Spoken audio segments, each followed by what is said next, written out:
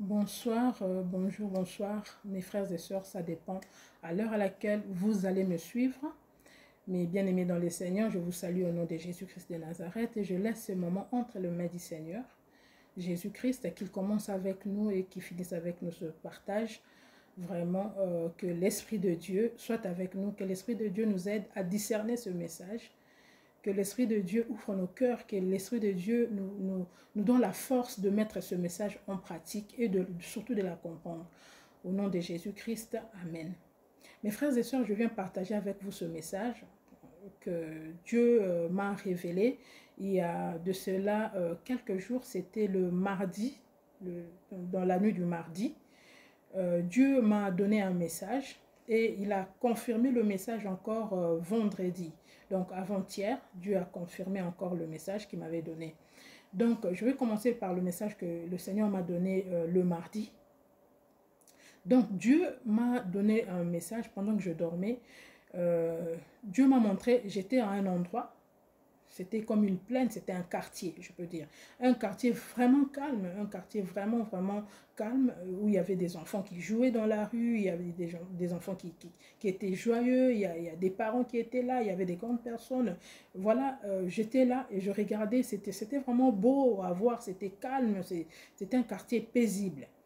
Et soudain, l'Esprit de Dieu amène mes pensées et mes yeux fixés vers un peu plus loin, vers des gens. Il y a des gens qui étaient un peu plus loin qui parlaient en fait.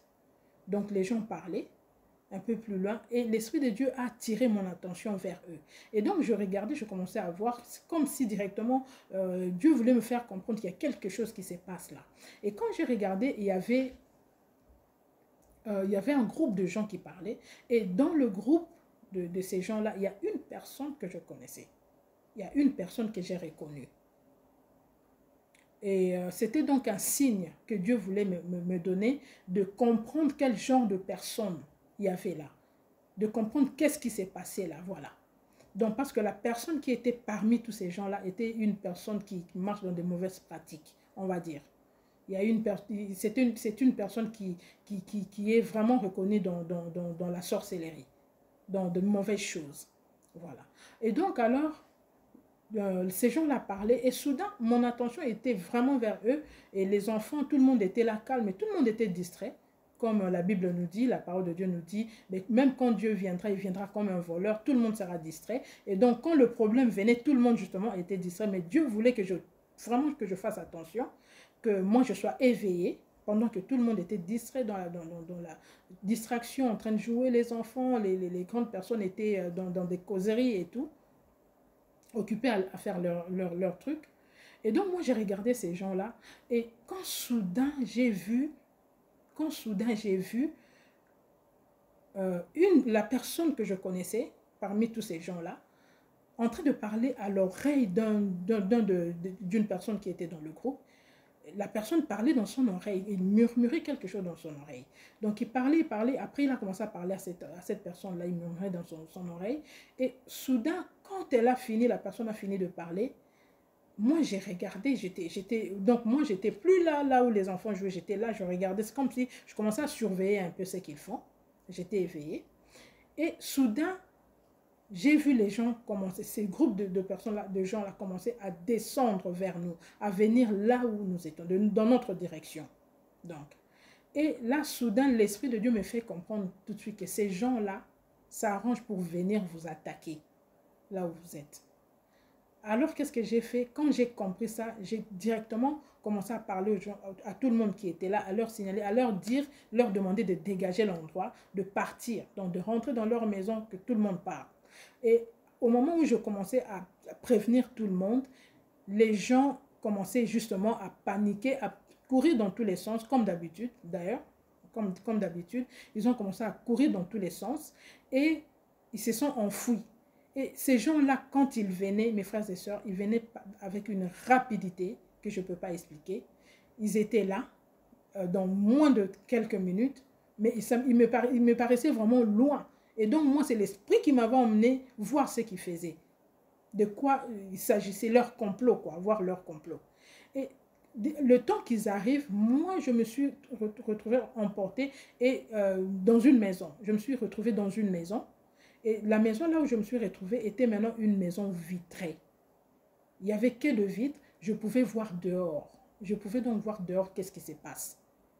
Maintenant, Dieu a voulu que je voie ce qui se passe. Donc, Dieu a voulu que je voie le message qu'il m'a donné. Et c'est le message que je vais donner maintenant. C'est justement ça, vraiment le sujet. Et quand les gens là sont arrivés, presque les grandes personnes étaient parties. Donc, les grandes personnes ont paniqué, comme nous voyons dans des guerres, dans des situations vraiment fatales. Les grandes personnes, les parents peuvent fuir et oublier les enfants. Donc, c'est ce qui s'est passé. Les gens ont fui et il y a beaucoup d'enfants qui sont restés là seuls. Donc, les grandes personnes, les parents ont eu peur, se sont enfuis et ils ont abandonné les enfants là. Les enfants étaient restés là. Et quand les gens là, les mauvaises personnes sont arrivées, ils étaient servis parce que c'est justement ça ce qu'ils voulaient. Ils ont trouvé les enfants, alors ils se sont emparés des enfants. Ils se sont emparés des enfants. Mes frères et sœurs, ce que j'ai vu, même de mon vivant, j'ai jamais vu ça. J'ai jamais assisté dans de tels trucs, j'en ai jamais vu. J'ai jamais vu même une grande personne se faire violer à ce point-là. Donc, je regardais par les vitres comment on violait les enfants. Ces gens-là ont commencé à abuser des enfants, à violer les enfants, à violer les petits bébés, à violer, mais d'une façon, c'était des grandes personnes, vraiment des grands, des balèzes qui violaient des bébés. Et j'entendais de là où j'étais comment des bébés criaient. Et Dieu a voulu me faire ressentir ces trucs-là qui rongeaient dans mon cœur, comment ça faisait mal. C'est ça le message que Dieu voulait me montrer. Le complot qui se complote contre les enfants. Ce qui s'est fait en cachette pour détruire les enfants. Parce que mes frères et sœurs, là, Dieu essaie de nous faire comprendre clairement que le diable veut s'attaquer aux enfants. Alors, je pense que j'avais tellement mal que je me suis réveillée. Alors, j'ai prié, comme tout enfant de Dieu, quand tu reçois de tels messages de Dieu, tu pries, j'ai prié, j'ai eu le temps de prier, j'ai condamné par la prière, j'ai imploré Dieu de ne pas laisser faire ce que j'ai vu, c'était atroce. Et donc, le soir, j'ai été à notre groupe de prière, on a un groupe de prière, j'ai dit aux mamans, les mamans les savent, alors on a prié. On a prié, on a vraiment prié pour ces sujets-là. Et on a laissé entre les mains du Seigneur. Et avant-hier, vendredi, Dieu vient encore pour me montrer, me confirmer encore qu'il y a quelque chose qui se passe. Et mes frères et sœurs, je peux vous dire que cette chose-là n'est pas loin. Cette chose-là n'est pas loin, mais ça ne va pas s'attaquer aux enfants de Dieu. C'est pourquoi Dieu parle. C'est pourquoi je suis là. Pour faire annuler cela. Nous avons le pouvoir. Il nous a donné le pouvoir. Luc 19. À son nom de Jésus-Christ de Nazareth, il nous a donné le pouvoir. Donc, Dieu me montre, on était dans une maison, une grande maison, mais on était à beaucoup dans cette maison-là, à beaucoup de gens, beaucoup de personnes, beaucoup d'adultes, mais il y avait tellement des enfants, des enfants, il y en avait plus que des adultes, beaucoup. Et en voyant cette maison-là, quand j'ai regardé, j'ai compris qu'il y avait quelque chose qui s'est passé dans cette maison-là. C'était comme une maison, on était comme en quarantaine. C'était comme une maison de refuge. On s'est réfugié là, dans cette maison-là. Et on s'est enfermé là, on était enfermé là. Et il y avait des personnes qui étaient atteintes, les personnes qui avaient des problèmes vraiment à l'intérieur de la maison, c'était les enfants. Les enfants étaient malades. Mes frères et sœurs, les enfants étaient à moitié morts. Les enfants étaient mal en point. Les enfants arrivaient à se tenir à peine, à s'asseoir à peine, même quand on essayait de leur donner la nourriture, leur faire manger, mais ils arrivaient à peine à ouvrir leur bouche. Il y avait déjà, on était en carence, on n'avait pas assez de nourriture, pas assez d'eau pour les enfants. C'était une situation pénible. On s'est débrouillé pour tenir ces enfants-là en vie, je veux dire, parce que déjà, ce que Dieu veut montrer là, c'est déjà en prière. On s'est enfermé pour prier, c'est déjà le signe. Leur donner la nourriture. On essayait par la prière de tenir les enfants. C'est spirituel, mes frères et sœurs, d'abord. D'abord, c'est spirituel. Et donc, pendant qu'on s'est débrouillé pour aider les enfants et tout, il y a une personne qui m'appelle soudain qui me dit, « Maman, il y a la provision qui est arrivée. » Ils sont venus déposer la provision encore la provision. Il y a encore de la provision pour toi. La personne m'a dit ça, j'ai dit. Je n'ai pas posé de questions, je me suis levée directement, comme si j'attendais, comme si je connaissais de quoi il s'agissait. Mais pourtant, je me suis levée pour aller voir la provision. Et quand j'ai ouvert la porte pour voir la provision, c'était des gens qui m'ont amené, mes frères et sœurs, quoi? Des papiers toilettes. Des papiers toilettes, mais beaucoup de papiers de toilettes, beaucoup, mais des palettes, je ne pouvais pas les compter, il y avait tellement beaucoup de papiers toilettes. Et moi, je n'ai pas posé de questions, c'est comme si j'attendais ça. C'est comme si c'était normal. Alors, je les ai fait rentrer. Je les ai fait rentrer pour faire rentrer les papiers dans la maison, parce qu'il y avait beaucoup. Et c'était fermé, c'était roulé, donc je pouvais, c'était pas par pièce. Donc, le temps de faire entrer ces gens-là, de leur permettre de faire entrer les papiers toilettes, les enfants dont moi je m'occupais, parce qu'il y avait tellement beaucoup d'enfants, tu t'occupais de 3, de 4 directement, et un d'enfants est tombé. Il est mort devant nous. C'était un petit garçon, un petit. Mes frères et sœurs, je n'ai jamais vu quelqu'un mourir de mes propres yeux. Dieu a permis que je voie ça en songe. Pour comprendre ce que Dieu est en train de me dire, il a permis que je voie ça. C'était trop pénible. Mes frères et sœurs, alors, je me suis réveillée avec un chagrin, avec mon cœur percé à l'intérieur. J'ai prié.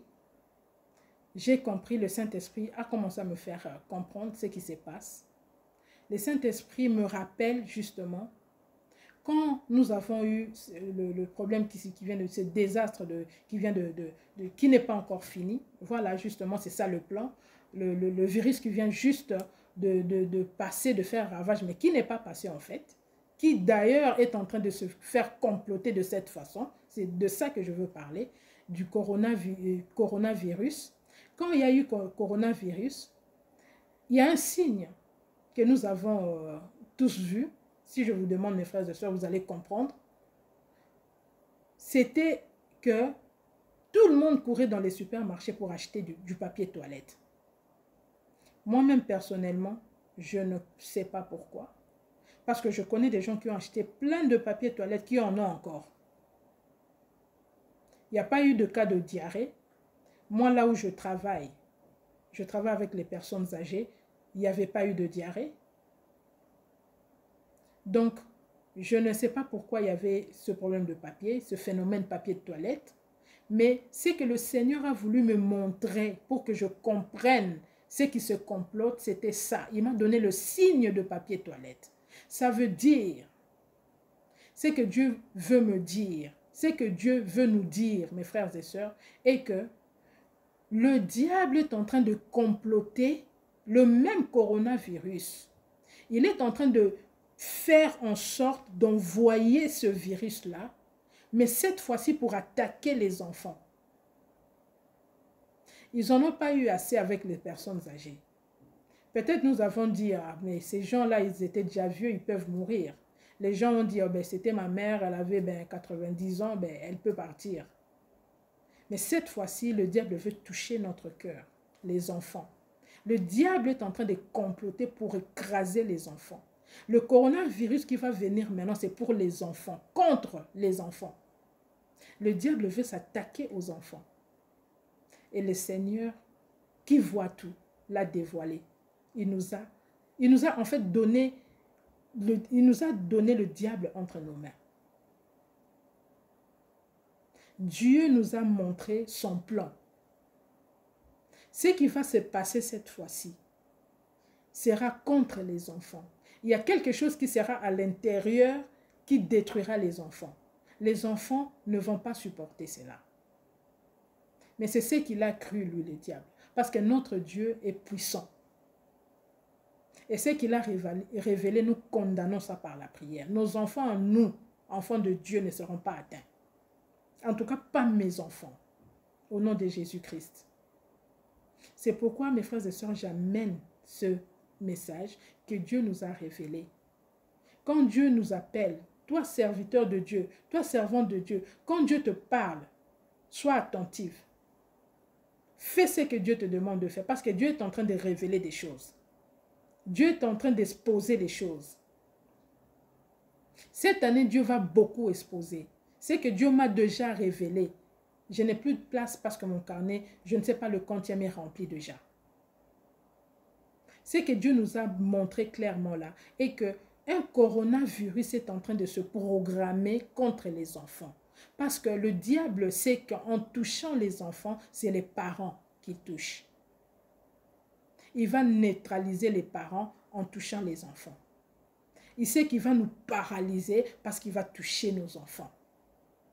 La Bible nous dit dans le livre d'Exode que le Seigneur a endurci le cœur de Moïse, de Pharaon.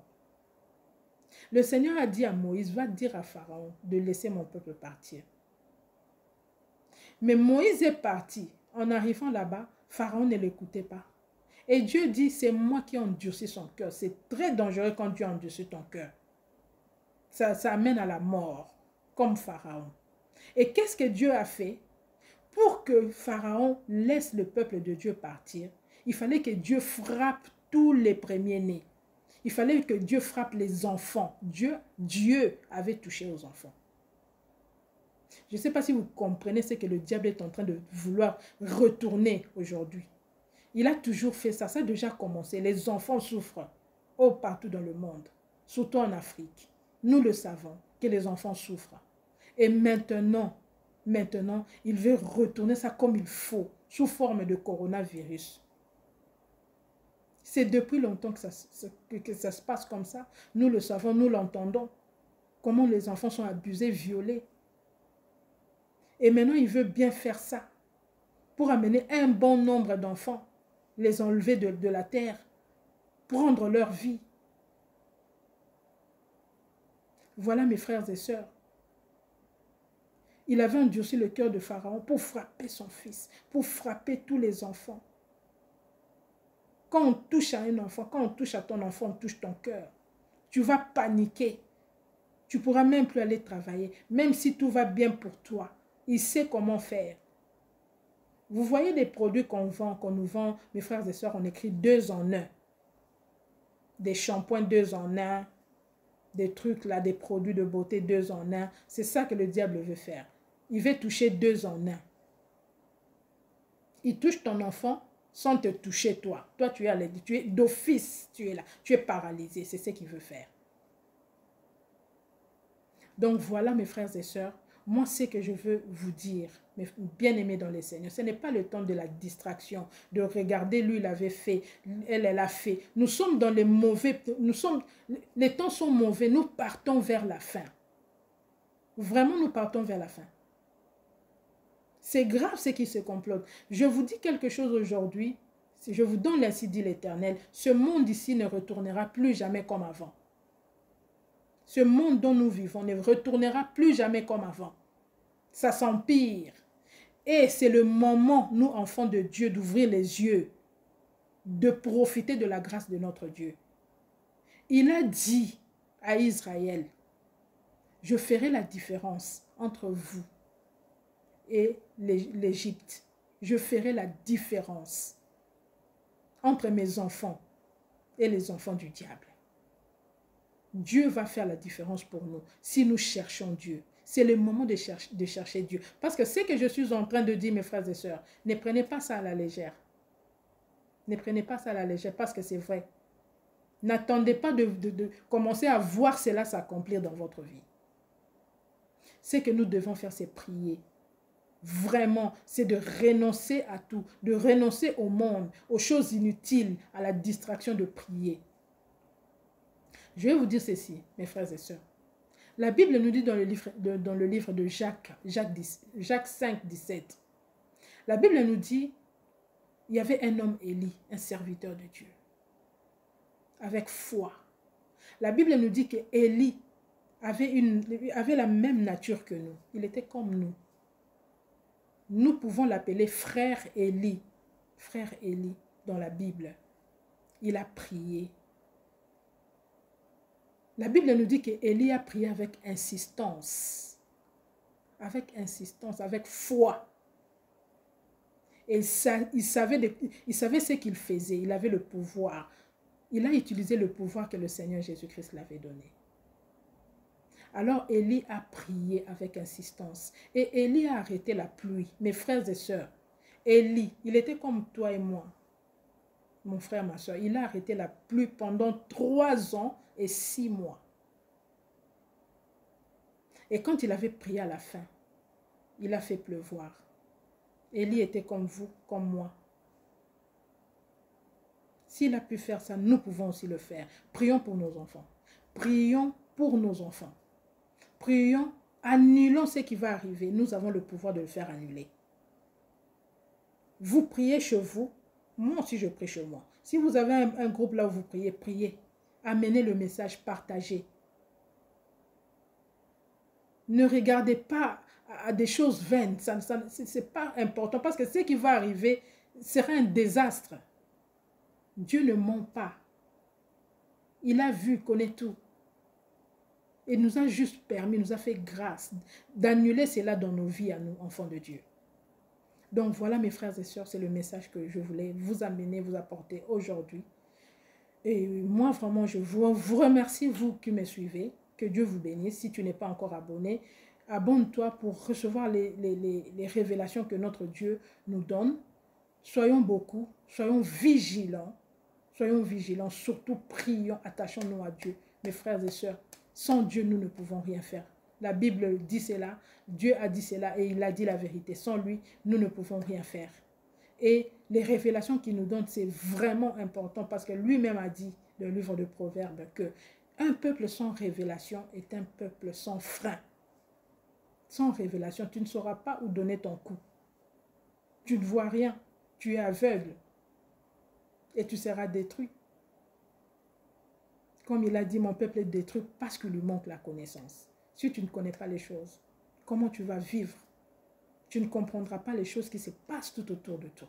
Donc, que Dieu vous bénisse, mes frères et sœurs, mes bien-aimés dans le Seigneur. Moi, je vous dis à très bientôt à notre prochain partage. Au revoir.